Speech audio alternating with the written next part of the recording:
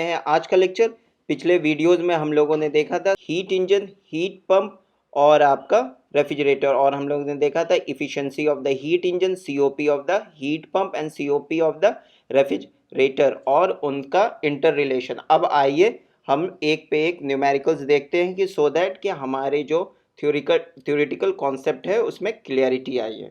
आइए शुरू करते हैं। पहला क्वेश्चन जो है वो ये कह रहा है कि an industrial heat pump between the temperature 27 degree centigrade and 13 degree and -13 degree centigrade, the rate of heat addition and rejection भी दे रखा है इतना इतना, और सीओपी निकालना। तो देखिए इसमें क्वेश्चन लेने का वजह ये रहा कि कई बार बच्चे को लगता है कि टी सीओपी आप दोनों जानते हैं, T COP of the T higher और T higher minus T lower और desire effect by work input. लेकिन ये वाला आपको हमने याद होगा अपने लेक्चर्स में हमने बताया था ये तभी होगा जब रिवर्सेबल होगा, और देखिए ऐसा कोई कंडीशन यहाँ रिवर्सेबल का नहीं दिया हुआ है। तो आइए इस क्वेश्चन को देखते हैं। पहले T higher is 27 degree centigrade, तो 27 degree centigrade 303 kelvin, and T lower is -13 degree centigrade जो कि आपका हो जाएगा 260 केल्विन,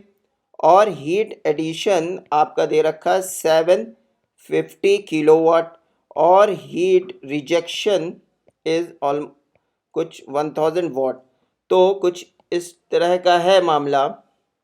303 केल्विन पे हीट आपका एडिशन हो रहा है हीट पंप में, और वर्क इनपुट है, और यहाँ आपका 1000, और ये जो है जो इस सिस्टम हीट पंप में जा रहा है वो है 750, और यहाँ आपका 260 केल्विन है, 260 केल्विन है। तो ये जो वर्क हो जाएगा वर्क इनपुट, तो वर्क इनपुट आपका क्या हो जाएगा, heat in minus heat out ऐसा करके। तो ये वर्क एब्जॉर्बिंग डिवाइसेस है, तो वर्क इनपुट हमने इसीलिए लिख दिया। तो वर्क इनपुट 1000 माइनस 750, और वैसे भी आप निकालेंगे heat input minus heat output तो -250 आएगा, और क्योंकि वर्क एब्जॉर्बिंग डिवाइसेस है तो -250 को 250 लिख देंगे, क्योंकि वर्क इनपुट हमने लिखा। वर्क इनपुट का मतलब ही हो गया वर्क एब्जॉर्बिंग डिवाइस। तो आएगी बात समझ में। देखिए तो अब सीओपी ऑफ हीट पंप हम जानते हैं क्या होता है, desire effect by work input, desire effect by work input. तो डिज़ायर इफेक्ट आपका ये हो गया, डिज़ायर इफेक्ट ये हो गया, इसी एरिया को आपको हॉट करना है। तो ये आपका 1000 bye work input is 250, and the COP of this heat pump हो गया 4। और आप ये वाले फॉर्मूले अप्लाई नहीं कर सकते क्योंकि कोई भी ऐसा कंडीशन नहीं मेंशन है जिससे आप ये कर सकें कि ये रिवर्सेबल है। ये सिर्फ रिवर्सेबल हीट पंप या हीट इंजन होगा तभी आप, या रेफ्रिजरेटर होगा तभी इनके फॉर्मूले जो है क्यू को टी के फॉर्मूले में जो हम लोग ने देखा था उस तरह से कन्वर्ट कर सकते हैं। तो आइए अब देखते हैं दूसरा क्वेश्चन। देखिए क्वेश्चन क्या कहता है, N irreversible heat engine extract heat from a higher temperature source at a rate of 100 kilowatt and reject heat to the sink at a rate of 50 kilowatt. The entire work output of the heat engine is used to drive a reversible heat pump operating between a set of independent isothermal heat reservoirs at, देखिए independent और heat pump जो है आपका वो reversible है और heat engine irreversible है। तो इरिवर्सेबल हीट इंजन से आप कुछ वर्क एक्सट्रैक्ट करते हैं और उस वर्क को पूरा पूरा दे देते हैं रिवर्सेबल हीट पंप को, जो कि ऑपरेट होता है 17 डिग्री और 75 डिग्री के बीच में। तो rate in kilowatt at which heat pump deliver the higher its higher temperature sink. तो आपको हायर टेम्परेचर सिंक पे जो क्यू डिलीवर करेगा आपका हीट पंप वो क्यू निकालना है। क्वेश्चन समझ आया? आइए इसको देखते हैं। तो पहले एक इंजन बना लेते हैं जो इरिवर्सिबल हीट इंजन है, हायर टेम्परेचर इसका कुछ है, और ये इससे जो है लगभग 100 किलोवाट आपका हीट एक्सट्रैक्ट करता है। ये आपका हीट इंजन है और ये डिलीवर रिजेक्ट करता है 50 किलोवाट। ये वर्क क्या प्रोड्यूस कर जाएगा, इन बाय ऑट, और वर्क प्रोड्यूसिंग डिवाइस है इसीलिए Q in by Q out first law of thermodynamics से। तो 100 माइनस 50 इज इक्वल्स टू 50। और इससे आप चला रहे हैं एक रिवर्सेबल हीट पंप, एक रिवर्सेबल हीट पंप जो कि लोअर टेम्परेचर आपका 17 डिग्री सेंटीग्रेड दे रखा है, तो जो कि 290 केल्विन, और हायर टेम्परेचर आपका 75 डिग्री सेंटीग्रेड है जो कि 348 केल्विन हो जाता है। तो अब आपसे ये पूछ रहा है कि ये हायर टेम्परेचर पर जो माय डियर हायर टेम्परेचर पर जो हीट रिजेक्ट होगा Q1 ये कितना है, तो you have to calculate Q1 क्या होगा। तो देखिए COP, क्योंकि हमारा COP रिवर्सेबल है, COP रिवर्सेबल हीट पंप के लिए आप लिख सकते हैं T higher by T higher minus T lower, क्योंकि जनरल फॉर्म में तो आप लिख ही सकते हैं। अगर Q1 that is your desire effect by work input, तो दोनों को आप इक्वेट करेंगे तो हायर टेम्परेचर हीट पंप का 248 केल्विन, और माय डियर याद रखेंगे हमेशा केल्विन में करेंगे, ये केल्विन स्केल के लिए होता है इसीलिए temperature is always in kelvin. तो 348 minus 290 is equals to Q1 which you have to calculate, और वर्क आपका 50 है, तो Q1 आ जाएगा 300 किलो वाट। तो होप आपको समझ आया होगा। आइए हम माय डियर हम लोग देखते हैं क्वेश्चन नंबर 3। बहुत ही अच्छा क्वेश्चन है और कुछ नए तरह का क्वेश्चन है। क्या कहता है, an inventor claims to have construct a device that reject 100 kilo joule of heat to a single. एक इन्वेंटर क्लेम करता है कि कंस्ट्रक्ट किया उसने डिवाइस जो 100 kilo joule of heat reject करेगा टू सिंगल हीट रिजर्वायर को, जबकि एब्जॉर्ब कर रहा है वो 100 kilo joule of work during a single cycle of a device, this device violate. तो पहले तो सबसे दिल में जो ख्याल आएगा कि सिंगल रिजर्वायर से कर रहा है तो सेकंड लॉ को वॉयलेट कर रहा है। तो आपसे क्वेश्चन भी देखिए बड़े अच्छे से पूछा है कि फर्स्ट लॉ का वॉयलेशन है, सेकंड लॉ का है, बोथ है, या फर्स्ट और या सेकंड है। तो आइए देखते हैं। देखिए ये कह रहा है कि एक डिवाइस है जिसको आप वर्क इनपुट कर रहे हैं 100 किलो जूल, और वो आपको हीट सिंक में क्यू के फॉर्म में 100 किलो जूल दे रहा है। तो आपसे ये पूछ रहा है, तो पहले देखिए फर्स्ट लॉ ऑफ थर्मोडायनेमिक्स क्या कहता है, sigma Q is equals to sigma W. तो 100 इज इक्वल्स टू 100, तो कोई दिक्कत है परेशानी की बात नहीं है, फर्स्ट लॉ वॉयलेट नहीं हो रहा है। अच्छा, दूसरी कंडीशन में देखते हैं सेकंड लॉ। सेकंड लॉ आपको क्या कहता है, कैल्विन प्लैंक्स स्टेटमेंट जो आपका था कि आप जो है वर्क एब्जॉर्बिंग डिवाइसेस के लिए उसने नहीं किया था, वर्क प्रोड्यूसिंग डिवाइसेस के लिए किया था, कि आप लोअर से हायर टेम्परेचर पे कोई भी आप वर्क को बिना वर्क दिए प्रोड्यूस नहीं कर सकते। यह क्लॉशियस था स्टेटमेंट कि लोअर टेम्परेचर से, क्लॉशियस ने ये कहा था कि लोअर टेम्परेचर से हायर टेम्परेचर पे आप एनर्जी को नहीं ले जा सकते विदाउट वर्क इनपुट दिए। और कैल्विन ने कहा था कि कोई भी हीट रिजर्वायर से आप कंटिन्यू वर्क नहीं ले सकते विदाउट रिजेक्टिंग इन द, क्योंकि इफ़िशेंसी किसी की भी 100% नहीं हो जाती, यही कैल्विन ने कहा था। और क्लॉशियस का ये था कि बिना वर्क एब्जॉर्बिंग डिवाइस, तो क्लॉशियस ने तो विदाउट वर्क इनपुट, लेकिन यहाँ आप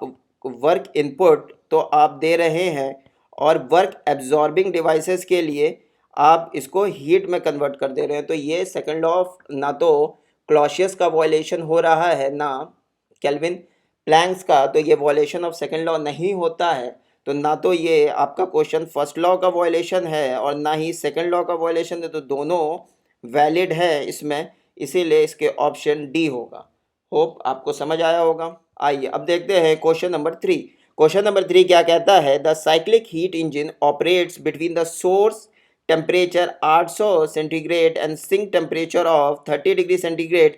what is the least rate of heat rejection. देखिए ध्यान दीजिएगा, what is the least rate of heat rejection पर किलोवाट, है ना, least rate of heat rejection पर किलोवाट आपको चाहिए net output of the engine. तो least rate of heat rejection से तो पहले आपको कन्वे ये करना है कि ये आपका रिवर्सेबल है। Least rate of heat rejection least कब होगा? जब आपका सिस्टम जो है, जब आपका सिस्टम रिवर्सेबल हो। ये कह रहा है कि 800 डिग्री से आपने लिया 1073 केल्विन। सबसे पहले टेम्परेचर को केल्विन में बदल देंगे सो दैट कि आगे कोई गलती की गुंजाइश नहीं रहे। और वर्क इनपुट आपका कह रहा पर किलोवाट, तो वर्क वर्क आउटपुट जो होगा पर किलोवाट आउटपुट आपका दे, और Q2 मिनिमम हो, लीस्ट हो, और sink temperature 30 degree centigrade, that is equals to 303 kelvin. और ये जो कंडीशन है least rate of heat rejection पर किलोवाट, इसको फिर से मैं लिख देता हूँ लीस्ट। तो इसका ये कहने का है तात्पर्य कि आपका जो सिस्टम है दैट इज रिवर्सेबल है। तो रिवर्सेबल इंजन के लिए आप जानते हैं, वन माइनस T2/T1, और 1 minus T2 is 303 and T1 is आपका 1073। तो efficiency of the heat engine जो आ जाएगी 0.7176। और इफिशियंसी को आप efficiency of reversible heat engine को जनरली ऐसे भी लिखते हैं work net by Q input. ये वैलिड बोथ के लिए है, रिवर्सेबल हो या रिवर्सेबल हो जनरल। और रिवर्सेबल के लिए हमने ये किया था, तो जब अगर रिवर्सेबल है तब भी ये वैलिड होगा, है ना। तो इफिशियंसी आपने कैलकुलेट कर दी 0.716, और वर्क नेट जो है आपका, जो वर्क नेट है क्योंकि सिर्फ वर्क प्रोड्यूस कर रहा और तो कुछ चल नहीं रहा, तो 1 किलोवाट। और Q1, तो Q1 आपने कैलकुलेट कर लिया, ये आ गया 1.393 किलोवाट। अब my dear, net Q is equals to net W, तो Q1 minus Q2 is equals to W। You have to calculate Q2 आपका आ जाएगा, Q2 दे Q1 माइनस W, तो Q1 1.393 माइनस W इज पर किलोवाट, तो ये आ गया आपका 0.39 किलोवाट। तो होप आपको समझ आया होगा। अब आइए एक और क्वेश्चन देखते हैं। क्वेश्चन क्या कहता है? A domestic freezer maintains at a temperature of -15 degree centigrade. Full stop. The ambient air temperature is 30 degree centigrade. If the heat leaks into the freezer at continuous rate, और freezer में heat अंदर leak हो रही है continuous 1.75 kilo joule per second से, what is the least power, देखिए फिर दे रखा है, what is the least power necessary for the pump to heat और pump this heat out continuously. तो लीस्ट पावर का मीन्स है कि रिवर्सेबल। यहाँ से पहली चीज़ जो आपको दिखी ये, और कंटिन्यूस हीट लीक कर रहा है सिस्टम में, तो सिस्टम में कंटिन्यूस हीट लीक कर रहा है, ये दो चीज़ तो पहले इसको कर लेते हैं। तो टी लोअर आपका दे रखा है -15 डिग्री सेंटीग्रेड, ये हो गया 258 kelvin, and T higher is 30 degree centigrade जो कि हो गया 273 plus 30 303 kelvin, and heat pump जो कि आपका वर्क एब्जॉर्बिंग है, और क्यू लीकेज इसी को तो आपको निकालना, और 258 केल्विन। तो हो क्या रहा है कि बार बार यहाँ लीक हो रही है, तो अंदर का ये आपका सिस्टम है जिसका टेम्परेचर सराउंडिंग से कम है, तो हीट यहाँ से यहाँ जा रही होगी किस फॉर्म में, आपको ये लीकेज, इसी को तो लीकेज कह रहा है। और इसी हीट को आप अगर निकाल ले जाएंगे पर किलो जूल पर सेकेंड को, तो आपका ये सिस्टम इस टेम्परेचर पर मेंटेन रह जाएगा। तो होप बात आती होगी समझ। तो क्यू लोअर आपको इनडायरेक्टली दे रखा है इन्होंने 1.75 kilo joule per second, which is equals to 1.75 kilowatt. अब जो है COP ऑफ रिवर्सेबल रेफ्रिजरेटर आप लिख सकते हैं, T lower by T higher minus T lower. Desire effect by work input, desire effect refrigerator के लिए आपका Q लोअर हो जाएगा, और जो वर्क इनपुट है वो आपको Q higher minus Q lower ये हो जाता है। या इस कंडीशन में आपको वर्क तो सीधा वर्क ही कैलकुलेट करना है तो यहाँ पे आप सीधा वर्क ही लिखें तो टी लोअर आपका हो जाता है 258 kelvin, T higher 303 minus 258 kelvin, और क्यू रिजेक्शन जो है 1.75 किलोवाट एंड बाई डब्ल्यू। तो आप इक्वेशन सॉल्व करके W इज इक्वल्स टू कुछ 0.35 किलोवाट, या अगर क्वेश्चन ऑप्शन में हो 0.35 किलो जूल पर सेकेंड, तो इतने किलो जूल पर सेकेंड या इतने किलोवाट आपको देना पड़ेगा वर्क की फॉर्म में, सो दैट आपका सिस्टम जो है इस इक्विलिब्रियम टेम्परेचर पे मेंटेन रहे। तो होप बात आई होगी समझ में। इस वीडियो को हम लोग यहीं पे ख़त्म करते हैं। नेक्स्ट वीडियो में हम लोग मिलेंगे कुछ और अच्छे न्यूमेरिकल्स के साथ, जो कि होगा सेकंड लॉ ऑफ थर्मोडायनेमिक्स पे ही। और तब तक के लिए वीडियो को शेयर करें, सब्सक्राइब करें, लाइक करें, और कोई भी कमेंट हो, कोई भी सजेशन हो तो प्लीज़ कमेंट बॉक्स में ज़रूर लिखें। तब तक के लिए गुड बाय।